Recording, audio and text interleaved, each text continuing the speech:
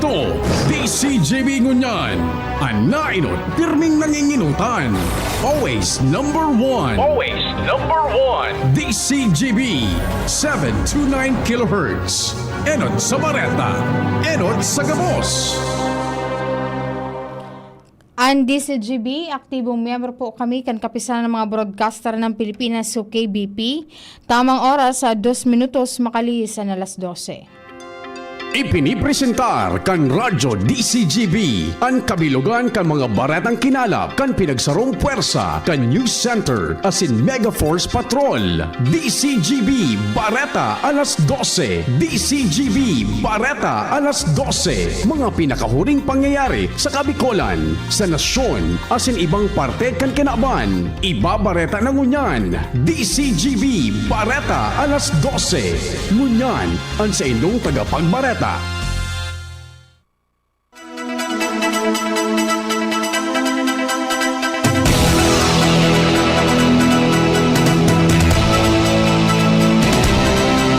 Maray na pagkaod to mga tugang ininapuan katarepunan kan mga darakulang bareta ang unya na pagkaaldaw. Aldaw ni na Sabado, Agosto 22, 2026. Kami po ang sa indong magiging tagapagbareta. Ako po si Nicole Ann Gloriani. Ako po si Angel Mustaza. Sa headlines kan mga darakulang bareta, and ang headlines kan mga bareta sa lado lokal. DNR Bicol pinaglinaw ang mahogany issue sa Bakakay, Albay. Camarines Norte PNP kampiyon sa kakatapos pasanang Bicol Shield SWAT Challenge 2026. Ibalong Festival Street Dance Competition na maarangkada na bulos kan trapiko lauma na magiging magabat sa Legazpi City ngunya na hapon.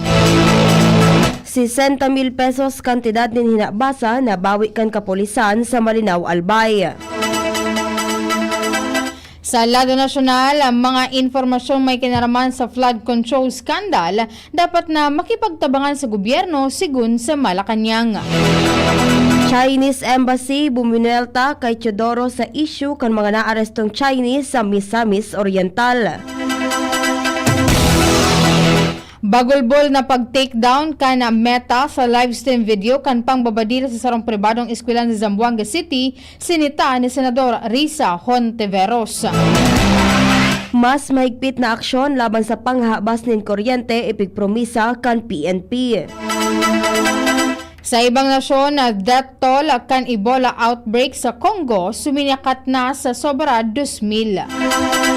Sa lado kan Karawato Sports, Gilas Pilipinas Women natapos na ang kampanya sa FIBA Pre-Olympic Qualifying Tournament. Sa detalyes kan mga barata, and ang detalyes kan mga barata sa lado lokal. Ang baretang ini hatod sa Indukan. Artrisin Joint Supplement. Bumabagal ang galaw dahil sa joint pain at arthritis. Mag-Artrisin. Piglinaw kan Department of Environment and Natural Resources o DNR Bicol na ang mga mahogany seedling sa pigdistribute sa Bakakay, Albay ang itinagama sa mga pagtatanom sa mga pribadong lote, natad asin iba pang magakanigong open spaces. Tinawanin doon kan ahensya na bako ini para sa natural forest, protected areas, watersheds o iba pang sensitibong ekolohikal na lugar sa banwaan. Sa ipinalawas na pahayag kan DNR Bicol, pinagbidbid ka ini ang mga kaeditan kan publiko manungod sa paggamit nin mahogany asin padagos na pigbubusol ang science-based environmental management kay bahanigdian paggamit ni native, indigenous asin endemic tree species para sa forest restoration, biodiversity conservation asin ecosystem protection. Pigin ganyarman kan ahensya ang mga lokal na gobyerno o ang lokal na gobyerno maging ang komunidad asin pribadong landowners na makipagkoordinar sa DNR Bicol sa pagpili ng mga magakanigong kahoy na itatanom taning masiguro ang tamang species sa tamang lugar asin makatabang man sa pagbilog nin mas makusog na rehiyon Bicol. Nasungkit kan Camarines Norte PNP ang kampyonato para sa tulong aldaw na Bicol Shield SWAT Challenge 2026 na pinuunan kan Agosto 19 sa Agosto 21, 2026 na kuaman kan Regional Mobile Force Battalion o RMFB Bicol ang first runner-up. Second runner-up ang Naga City Police Office. Mantang third runner-up ang Masbate Police Provincial Office. Mientras nakakuaman ni nagkapirang special awards ang Camarines Norte PNP. Kaibahan ang best team sa stages 2, 3, 4 as in 6. Best in execution para sa defense tactics as in best in time. Nakuaman kan Albay PNP ang best team sa stage 1, Masbate PNP sa stage 5. Mantangan RMFB 5 ang nagtrayumpo bilang best in uniform. Maabot kan kompetisyon na magsirbing pagbalo ng kakayanan as in kahandaan kan mga nagpartisipar na police unit sa rehiyon Bicol.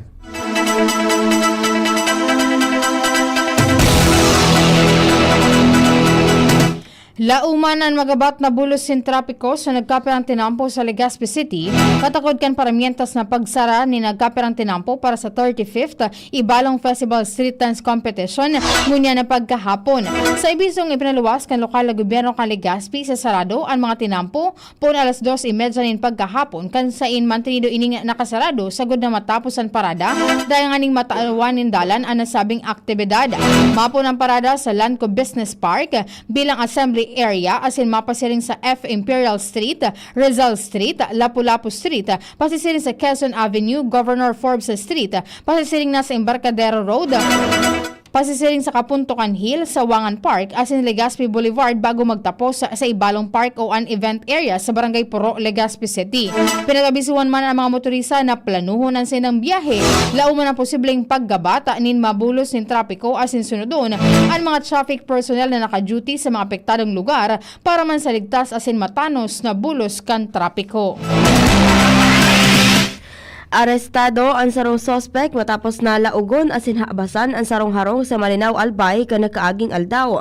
Pagkakarkulong nasa 60,000 pesos kantidad ng mga propriedades ang inireport na nahabas asin nabawi mantulos kan mga autoridad. Sigun kay Malinaw PNP Chief Police Captain Ivy Villanueva, nadiskubre kan caretaker kan harong ang sapiritang pagraot sa awning window sa likod na parte kan kusina. Nailing niya ang sospek na nagtataka sa bintana mantang may darang puting sako. Kaibahan sa mga nawawarang gamit ang chandelier as in electric fan, mantang nadanyaran man ang nagkapirang electrical switches as in sockets kung saan tinangkas ang mga copper wire. Tulos man na nagkondusir nin follow-up operation ang mga personahes kan kapulisan, kaibahan ng opisyalis de barangay na nagresulta sa pagkaka-arestar sa suspect as in pagkaka-recover kan mga hinabas na gamit sa iyang harong. Idinara ang suspect sa Ziga Memorial Hospital sa Tabaco City para sa medical examination as in presente na sa kustudiya kan Malinaw PNP para sa magkakanigong disposisyon. Nagdaranin kaaditan sa mga estudyante asin magurang ang nagkakalat o naglalakop sa social media nga post na naglalamanin bomb threat halis sa dami account na Mark Anthony laban sa pinaglabanan National High School asin partido college sa Goa, Camarines Sur. Miyasa sa nagkondusir naman ng investigasyon ang Goa PNP tanganing maraman kung sa inhali asin papanimbagan o paninimbagan sa likod kan social media account.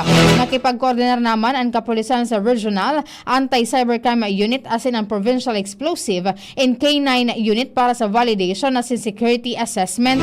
Nagpapagiramduman ang kan Goa PNP ang publiko na dai magpanik o magpalakop nin bako beripikadong informasyon asin magantabay sana sa mga opisyal na pahayag halis sa PNP pati na sa iba pang mga otoridad. Nag-asigurar ni Goa Mayor Raquel Lim sa mga residente, partikular sa mga estudyante, magurang, asin mga paratukdo, na seryosong pigsisimbagan kan lokal na gobyerno asin kapulisan ang naglalakop na bomb threat laban sa mga eskwelahan sa Banwaan. Sigun kay Lim, tulos na naghiro ang Goa PNP sa paginganot ni Police Captain Jason Max Barcenas, tangani masiguro ang kaligtasan kan komunidad. Sa pahayag kan alkalde, sinabing may lakdang nang pigkondusir ang pulisya bago pa maglakop sa publiko publiko ang impormasyon sa social media. Piglalaom man ay papaluwas kan kapulisan ang dagdag na detalye sa pagikan opisyal na press release sa mga masunod na oras. Pinagpagirungduman man kan alkalde ang publiko na dahil basta-basta mag-share ng mga post o mensaheng naglalaman ng mga patakot na dahil na i-verify dahil ang pwede ining magdara ng dahil kinakaipuhan na pagkatakot sa komunidad. Tinawan doon man niya na may magkakanigong paninimbagan ang si Isay na mapapatunayan na responsable sa pagkondusir o pagpalakop ka na sabing patakot. Asin yan po ang mga detalyes kan mga barata sa lado lokal. Masunod man ang mga detalyes kan mga barata sa lado nasyonal. Ibang nasyon sports sa Sinibapa makalihis sa nagkaperang pagirumdum. May iba't ibang karamdaman ka ba gaya ng high blood pressure, diabetes, sakit sa puso, sa kidney, sa atay, may myoma, na stroke, may gallstones, cancer at marami pang iba? Ang Amazing 4 ng Miracle Health Corporation ang subukan mo. Makakatulong dahil mula ito sa epektibong Amazing Trio at mas lalo pang pinalakas dahil sa Mega 1 na mayroong 21 sangkap. Subok ng nagpapalakas ng immune system at marami na ang mga natulungan na mayroong iba't ibang karamdaman. Huwag nang patagalin pa. At magpakonsulta. Maaaring pumunta kay Doc Joey Bitito sa Barangay 18, Cabangan West, Legazpi City, kaharap lang ng Bangko Sentral ng Pilipinas. O tumawag sa 0998-975-8121 or 0917-853-8933 para sa free consultation sa natural medicine. Mapapanood din ang serbisyong natural, kalusugan at bayanihan sa YouTube channel at sa Facebook page na Doc Joey Bitito. Jericho Rosales po! Ibang level na tayo! For liver health, Silimarin plus multivitamins Liverade Pro. I take it every day with proper diet and exercise. Ang Liverade Pro ay maaaring makatulong sa proteksyon ng atay at support and aid sa treatment ng chronic inflammatory conditions tulad ng fatty liver. Mag-liver up na! Silimarin plus multivitamins Liverade Pro. Silimarin plus multivitamins is the generic name of Liverade Pro. If symptoms persist, consult your doctor. Proteksyon at tulong sa atay, Liverade Pro. May Silimarin, may multivitamins pa. Liver up na tayo with Liverade Pro. Inihahatod sa inyo kang Department of Environment and Natural Resources, Regional Office No. 5, ang programang Kapalibutan Ta at Tamanon Ta. Kapalibutan Ta at Tamanon Ta. Programang magtataunin informasyon asin kaaraman, manangod sa satuyang kapalibutan, asin sa mandato kan Department of Environment and Natural Resources. Sa tunghinanyugon, kada Huwebes alas 11 sagkod alas 12 nin pagkaudto, Kapalibutan Ta at Tamanon Ta. Hatod sa inyo kang DENR Regional Office 5 asin kan istasyon na ini.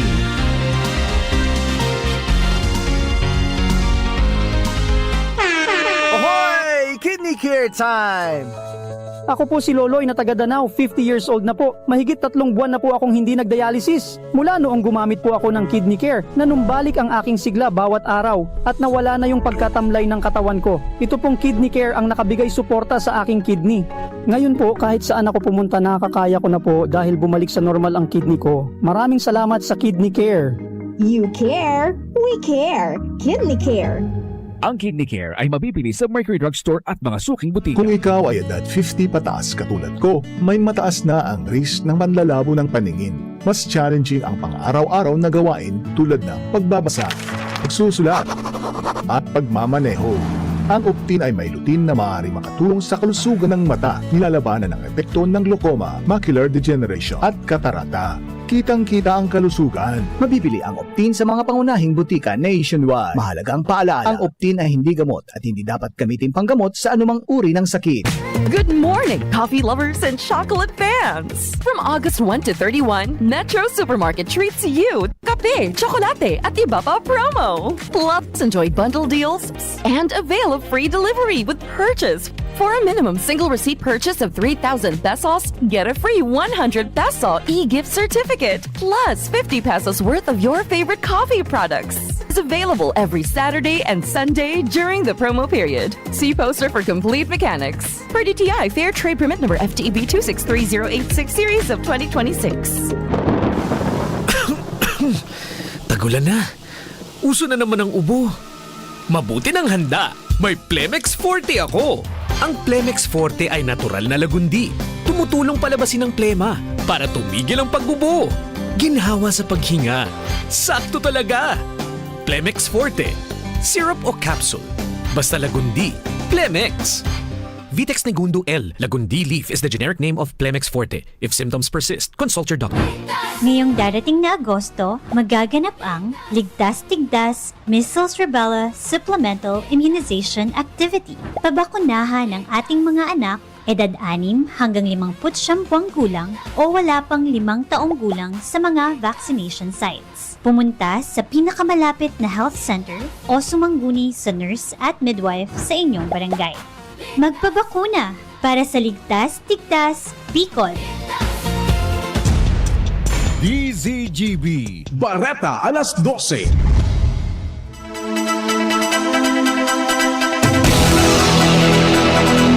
Detalyes kan mga bareta sa lado nasyonal, nagpagiramduman Malacanang sa kada Pilipino na mas marhay na mamuhay ng normal asin sa legal na paagi asin day dapat magpadara sa kwarta katukal nin panararaot sa inosente o buhay kan kapwa.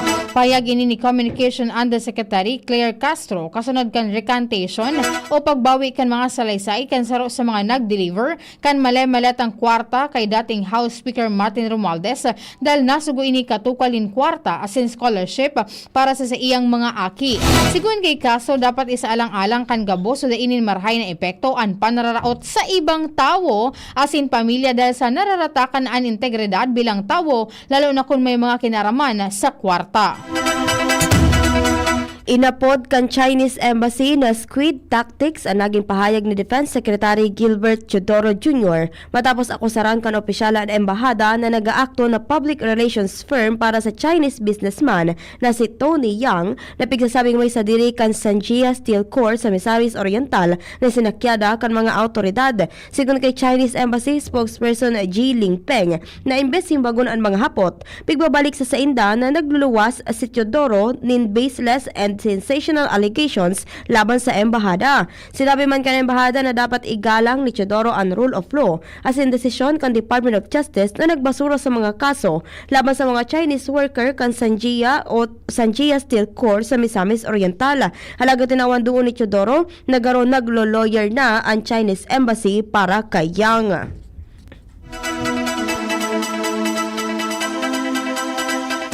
Natino ni Senadora Risa Hontiveros ang bagulbol na pag-takedown kan Meta sa live streaming nin pambabadol o pambabadil sa Ateneo din Zamboanga University Junior High School. Tinawanin doon kan Senadora na sagkod sa ngunyan, may mga nahihiling pa na Facebook na kopya kan live stream video may kinaraman sa school shooting incident. Sa pagdangog kang Senate Committee on Women, sinabi ni Cybercrime Investigation and Detection and Coordinating Center Director Undersecretary Renato Paraiso na inabot nin 14 minutos ang live streaming sa Facebook nin pambabadil. Pinakusog kan Philippine National Police ang mga lakdang tangani mapataas ang conviction rate kan mga imbelto sa panghabas kan mga pasilidad asin materyales para sa distribusyon kan kuryente. Sigoy kay PNP Chief Police General Jose Melencio Nartates Jr. dahil nagtatapos sa pag-aresto ang proseso. Gusto niyang masiguro na masasaangatan ni matibay na kaso ang mga suspect sa pakikipag-koordinar sa Department of Justice. Nagpirma na ang PNP asin sarong kumpanya nin kuryente sa kasunduan tangani pakusugon ang pagkikipagtabangan sa pagprotekta kan mga pasilidad. Tinawan doon ni Nartates na importanteng protehiran ang distribusyon kan kuryente sa nasyon dahilan sa papel kay sa ekonomiya asin buhay kan mga Pilipino. Ang mga naarestong suspect sa krimen na ini mahahampang sa kasong pagbalgar sa Republic Act No. 7832 o Anti-Electricity and Electric Transmission Lines Act of 1994. Sinita asin ipinasara kan Bureau of Internal Revenue o BIR ang mga dispensing pump kan nasa 25 sa 65 na gasolinahan sa Luzon matapos na bumagsak sa ginibong fuel marking testing sa enot na tulungal daw kan sa inang mahiwasan ng operasyon. Sigun kay BIR Commissioner Charlito Martin Mendoza, katuyon kan lakdang na madiskubre ang mga pagtaas sa koleksyon kan buwis asin maproteksyonan ang mga onesto na negosyo laban sa bako patas na kompetisyon sa sektor kan petrolyo. Nagpunasabing operasyon kasudma sa pakikipagtabangan kan Bureau of Customs asin kan otorisadong service provider na nagkakaigwanin pag-aadal sa mga sample kan gasolina, krudo asin gas. Ipinalaram sa inventaryo asin selyo ang mga apektadong produkto mantang pigahalat ang pinal na resulta kan confirmatory testing susugnaman sa eksistidong mga regulasyon. Marikas na naibalik sa 100% ang telecommunications connectivity sa mga lugar na naapektaran kan bagyo asin maraot na panahon. Sigon sa Department of Information and Communications Technology o DICT, katuwang kaini sa restoration efforts ang maniwaybang telcos para tulos na maibalik ang serbisyo sa mga lugar na naawaran nin koneksyon. Sinabi kan DICT na parte ini kan sa indang Digital Bayanihan Initiative kung sa nagtatarabangan ang gobyerno asin pribadong sektor para mamantinir ang komunikasyon lalo na sa panahon kan kalamidad. Barata sa ibang nasyon, sobra sa 2,500 katawo na anagadaan sa Ebola outbreak sa Democratic Republic of Congo matapos padagos o mantang padagos ang namarikas na naggalakop ang helang sa sarong lugar na mas mahiwas pa sa kesa sa France. Sigun kay United Nations Ebola Coordinator Julien Harnies, dain na nakakasabay ang response operation dahil sa marikas na paglakop kan outbreak. Nangapunan ng opisyal nin tabang dahil sa mauubos na sa laog nin sarong simana ang presenteng fundo kan organisasyon para simbagan ang epidemya.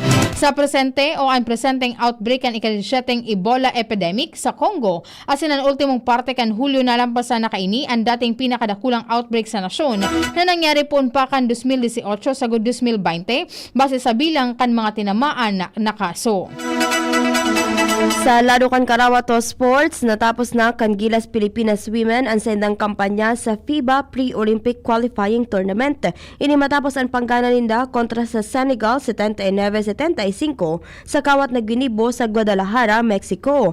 Kapwa nagrehistro ng tig 16 o 16 na puntos sina Vanessa de Jesus, Sofia Dignatis, asin Casey De La Rosa. Igwa na sinang sarunggana asin duwang daog sa Group B kan nasabing torneo. Matatandaan puminalyar ang Gilas Women sa host country na Mexico 61-58 asin nadaog sa world number 7 na Canada 38-85.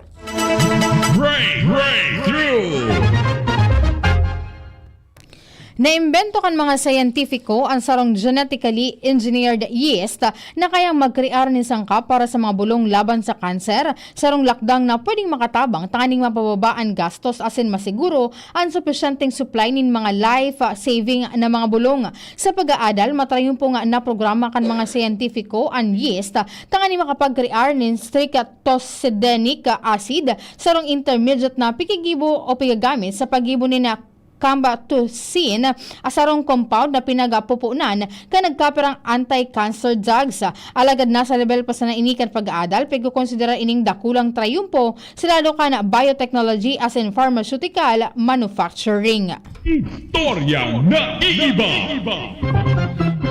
Sa giraray na nakapagrehistro ng Guinness World Record ang hardinero hali sa Pennsylvania, USA na si Eric Gunstrom na midbid bilang Eggplant Eric matapos makapagpatalubo ng pinakahalabang talong sa kinaabahan gamit ang Thai Long Green variety. Ano siyang minidbid kan taon 2025 sa Guinness World Records dahil sa pagpapadakula ng pinakamagabat na talong o talong sa kinaabahan na maabot sa 3.9 kilos. Alagad makaskas ining nasungkit makalis ang turong simana kan sarong lalaki na hali sa Switzerland na nakapadakula nin mas magabat na talong sa 5 kilos.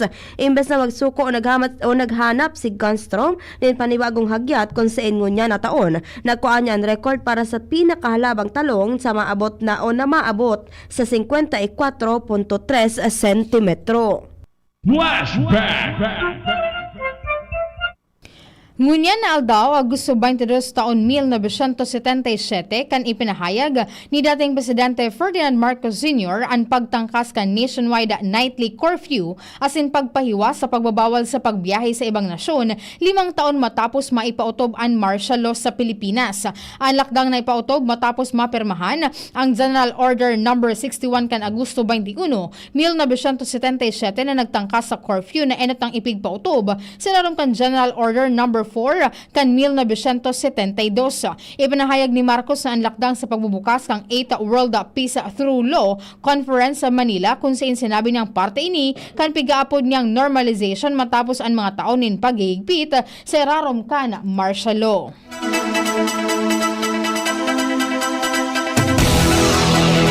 Asin yan po mga tugan, ang kabilugan kan mga bareta. Darakulang bareta po sa lado lokal, nasyonal, ibang nasyon, sports sa Sinibapa. Pinagtarabangan po yan ay sulat dyan sa samuyang DCGB News Base. Sa pangyanat kan samuyang news director, asin news manager, Sir Mar de la Cruz, asin ni Nicole Ann Gloriani. Sa lado teknikal, kay banta dyan si Kuya Nald Balto. Kami po ang sendong naging tagapagbareta. Ako po si Nicole Ann Gloriani. Ako man po si Ainsdal Mustaza, nagsasabing salamat kan sa inyong pag-antabay, marhay na pagkaudto. Sa indong nadangog ang mga darakulang bareta ngunyan aldaw. Ang tabayan ng giraray sa aga, ang sarupang edisyon kan DCGB Bareta alas 12. Abangan ang masunod na programa.